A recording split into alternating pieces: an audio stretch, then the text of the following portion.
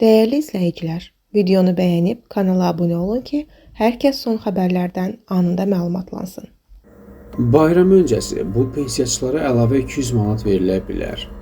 Novruz bayramı ərəfəsində pensiyaçıların sosial rifahını yaxşılaşdırmaq üçün əlavə ödənişlərin verilməsi məsələsi yenidən gündəmə gəlib. Dünyanın bir çox ölkələrində, o cümlədən Türkiyə və Rusiyada bayram günlərində pensiyaçılara xüsusi müavinətlərin ayrılması təcrübəsi mövcuddur.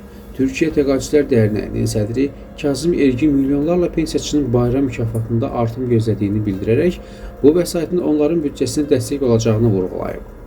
Türkiyə hökuməti Ramazan və Qurban bayramlarında pensiyaçılara verilən mükafatların artırılmasına diqqət yetirərkən, Rusiyada müxtəlif sosial kateqoriyalara aid vətəndaşların və hərbçilərin pensiyalarına əlavə ödənişlər tətbiq edilir.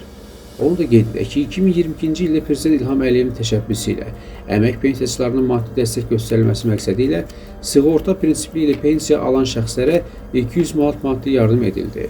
2023-cü ildə isə həmin maddi yardımlar bölündü və bir aya düşən məbləği pensiyalara daxil edildi.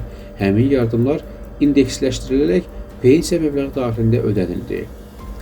Maraqlıdır, eyni praktika 2025-ci ildə də həyata keçirilə bilərmi? Məsələ ilə bağlı iqtisadçı Natiq Cəfərli açıqlamasında bildirib ki, Azərbaycanda da aşkar praktika mövcud olub.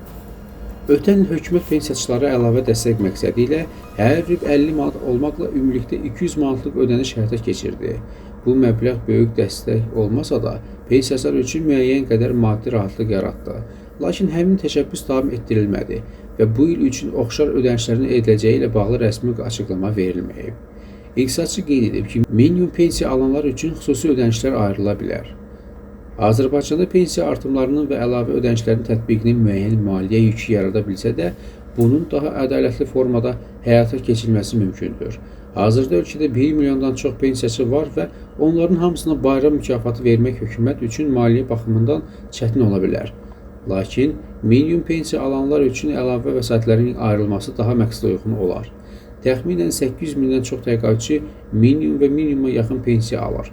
Heç olmasa, həmin kateqoriyaya aid şəxslərə əlavə vəsaitlərin ödənilməsi onların maddi durumuna müsbət təsir edə bilər.